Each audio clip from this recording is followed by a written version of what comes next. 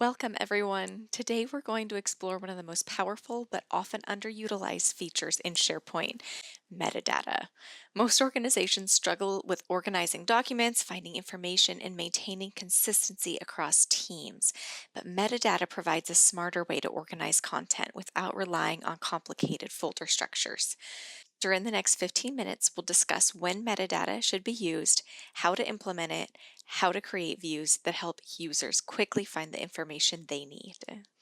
At Advisicon, we specialize in helping organizations get the most out of Microsoft tools, combining technical expertise with real-world project management experience. We focus not just on deploying tools, but on helping teams adopt and use them effectively. Here's what we'll cover today. After a little bit about me and an introduction to the topic, we'll look at when to use metadata, how to use metadata, and creating views and expanding use. My name is Alina. I work as a creative media advisor here at Advisicon. I've helped design and implement SharePoint solutions for teams of all sizes, and I'm looking forward to sharing some practical, easy to use strategies with you today. Let's start with some of the more common challenges organizations face. Most organizations start by organizing files with folders. At first, it works well, but on the left side of the slide, you'll see several issues that may sound familiar. Teams often end up with too many folders, which makes navigation difficult. Duplicate documents also begin appearing because people can't find the original version. Searches often become less effective, naming conventions vary from person to person, and users spend valuable time just hunting for information. Metadata addresses these challenges. As shown on the right side of the slide, metadata improves searchability, reduces reliance on complex folder structures, creates multiple ways to view the same information, and supports governance and compliance efforts. The key idea here is that metadata allows us to organize information based on its characteristics rather than its location. To start, let's learn when to use metadata. Before we discuss how to use metadata, let's define what it actually is. Metadata is simply data about data. It provides additional information that describes a document, file, or item. Looking at the examples on this slide, the document itself is shown in the left column, such as a project charter. That might have metadata such as a project name. A contract could be associated with a vendor. A proposal might be tagged with a department, while a policy could have a status value. A report may even include a fiscal year designation. Notice that none of the metadata values are necessarily part of the document title. They're additional pieces of information that help us organize, search, filter, and report on our content. Let's dive into when to use metadata. Metadata works especially well when documents belong to multiple categories, when users frequently search for information, when information changes over time, when multiple teams access the same content, or when filtering and reporting are important.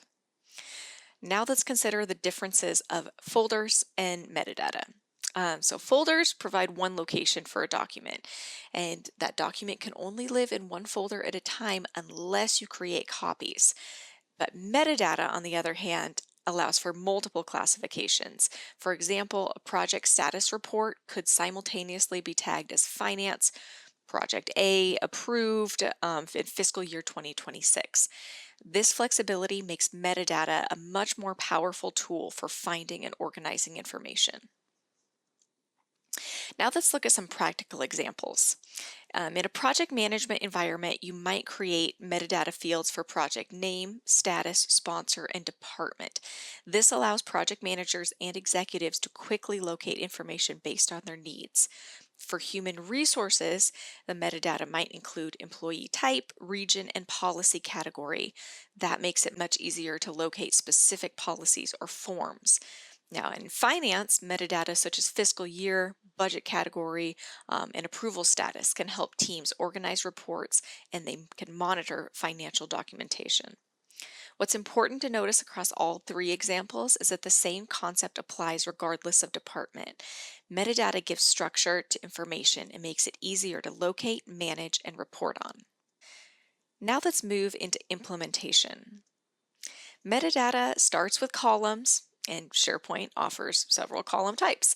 As shown on this slide, some common options include choice columns, single line of text, number, date, person, and managed metadata columns. Each serves a different purpose. Choice columns provide predetermined options. Date columns capture deadlines or approval dates, and person columns identify owners or approvers. Above that are some best practices. Keep column names simple and meaningful. Use standardized choices whenever possible and avoid creating too many required fields. If users feel burdened by metadata entry, adoption tends to decrease, and we want everyone to be using this system. The goal is to collect useful information without creating unnecessary work. One of the most common and effective metadata implementations is the dropdown tag. Looking at the examples here, the department field includes finance, HR, IT, and marketing. The status field can include draft, in review, approved, and archived. The reason dropdowns are so valuable is consistency. Imagine if users typed the department names in manually. One person might enter marketing, the other might enter just MKTG, another one might enter marketing team, and all those variations make filtering very difficult. By providing predetermined options, the dropdowns ensure everyone uses the same terminology. As noted, this improved consistency, speeds up data entry, and produces better reporting results. Metadata can also improve the visual experience. On this slide, you'll see examples of status indicators using color coding. So approved items appear in green, items in review appear in yellow, and items requiring attention appear in red. While the metadata stores the underlying value, SharePoint formatting allows us to visually emphasize those values. This creates several benefits, so users can scan information very quickly, important items become easier to identify, and the overall user experience improves. Think about a project portfolio containing hundreds of items. Color coding allows stakeholders to immediately identify projects that may require attention without opening each record individually. Metadata can help classify and organize information, but it can also support security and compliance efforts. For example, organizations often use metadata to identify content as internal, confidential, or executive only. This makes it easier to understand what type of information a document contains and how it should be handled. However, it's important to remember that metadata itself doesn't secure content. Metadata just helps identify and categorize the information, while, while permissions determine who can actually access it, and those need to be configured separately. A good example here would be HR documents. Metadata can help label and organize salary information, employee records, or compensation plans, but permissions ensure that only authorized HR personnel can view those documents. And I would be remiss not to mention that as more organizations are using tools like Copilot and AI agents, metadata becomes even more important because it provides context about the information being stored, and well-structured data improves search accuracy. It produces more relevant Copilot results and supports AI agents and creates more reliable reporting and analytics. But the fundamental reason remains the same: helping users and your systems find the right information while maintaining appropriate access controls. Next, let's check it out in a live demo. I want to show you how quickly a library becomes easier to manage when metadata is applied consistently. For this portion of the webinar, we're going to be looking at a sample document library. Each library contains multiple metadata columns. We'll be looking specifically at department, project status, and due date. Okay, here we are in our demo site. You'll see we have a lot of color coding going on. Let's just go ahead and walk through what we're seeing here. So here we have our name of the document. Next, we have our project name, status, due date, owner, sensitivity, health status, and the department and sponsor. So looking at this, let's say we're a project manager and this view just isn't going to do it for us. If you want to create a new view, you can just go to Add View. I'm going to make it just custom to myself. Um, I'll call it my PM view, Project Manager view. You can see here that you can show your results as a list, a calendar, a gallery. I'm just going to do it as a list, but if you're wanting to look at due dates, you can also arrange it as a calendar. And you see you can arrange it and go to the start date on the calendar or the date created or modified. And you can also choose what the end date is on the calendar that you create. And with the visibility, you can choose to make it a public view or a private view. There are also a few more items if you want to sort by title of items on the calendar or a subheading. Okay? Let's just keep it simple. We're going to keep it as the list. Let's click create. And now you'll see up here at the top, it's been created, Alina PM view. So you can see I already dragged in the owner over here.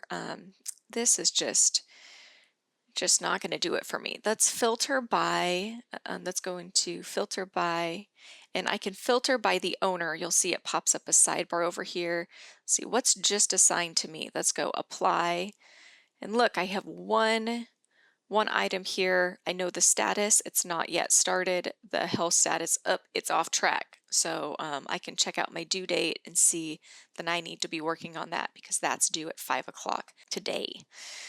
If we go into that again, we can just unselect and click apply down at the bottom, and now it will show me my entire library once again. I can also sort by project name. Here, if I click the drop down, I can click group by project name, and that identifies everything into buckets for me. But you can see that the status is still mixed up here. So I want to do status A to Z, let's say, and now everything is grouped by project. And then I can see everything that's approved or not started has been grouped together here. If I want to look at just what's off track or at risk, I can select that in the health status and click apply. And so you can see in this way, you can arrange the data in whichever way you would like to see it. If up at the top here, let's look at it and you'll see it says it has unsaved changes. I can save the view or rename the view, reset view changes, whatever we want to do. So I'm just going to click reset view changes. Here I have my owner status, my owner. I'll put the status in the next column, and then I want the due date to be next for me. So that's my customized view. And let's go to health status. I'm going to say group by health status. And now I can see exactly which items are at risk, off track, or on track. And then we can click down and just go save view. And now it will save my changes. I can go back to the all documents, and here's our master list once again. And up here at the top, I can just click on my view and it has saved exactly as I arranged it last time. Moving on, metadata is great, but you have to make it accessible for your audience. This piggybacks right off of our demo. Here's our first custom view. It's the project manager view. They want to see project name, status, and due date. This custom view you can see is on the screen here. Everything is sorted by projects, has the next column as project name, then status, then due date. Moving on, you can see the executive view just has a few tweaks. It still features project name, but then it goes on to feature sponsor and health status as priorities. You can also create a department view. That's going to highlight department, owner, and status to support operational oversight. You notice here that all three views are based on the same underlying data. We're not creating duplicate libraries or duplicate documents. Instead, the metadata allows us to present information differently depending on the audience. Even the best metadata structure won't succeed if users don't adopt it. So the recommendations on this slide focus on keeping things simple. Start with just a few columns rather than trying to capture everything at once. Explain why the metadata exists and how it benefits users. Demonstrate practical advantages and clear standards for usage. And remember that the most effective way to encourage adoption is to focus on these three things: of easier searching, better reporting, and less folder navigation. When users see that metadata saves them time, they're much more likely to use it consistently. Metadata works best when it's applied consistently across your organization. The benefits on this slide: better search results, stronger reporting, and more accurate information retrieval all depend on having a clear and well-maintained metadata strategy. That's why governance is so important. Establishing naming conventions, standardizing metadata values, and periodically reviewing your metadata structure helps ensure everyone is classifying information the same way. Without governance, it's easy to end up with inconsistent tags or duplicate categories, which can make searching and reporting less effective. And I want to mention that while governance has always been important for SharePoint, it's becoming even more valuable as organizations begin using AI tools. The better organized your information is, the easier it is for both users and AI-powered tools to locate and use the right content. To wrap up, let's review the key points from today's session. First, use metadata when content needs multiple classifications. Second, consider replacing unnecessary folder structures with metadata-driven organization. Third, use dropdowns and standardized values to improve consistency. Fourth, create custom views to support different audiences without duplicating content. And finally, train users and establish governance practices to ensure long-term success. Metadata is one of the simplest ways to improve usability of a SharePoint environment, and even small changes can produce significant benefits. And that concludes today's webinar on SharePoint metadata. We've covered what metadata is, when to use it, how to implement it, how to create custom views, and strategies for encouraging adoption. Thank you for watching this webinar. Please feel free to reach out with any questions, like or follow us on our social media platforms, and subscribe to our YouTube channel. We offer many free trainings in our online academy. You can access those by visiting advisicon.thinkific.com. For project managers, simply become a member of Advisicon Academy to receive the code to redeem free PDUs. Thank you again for watching, and we'll see you next time.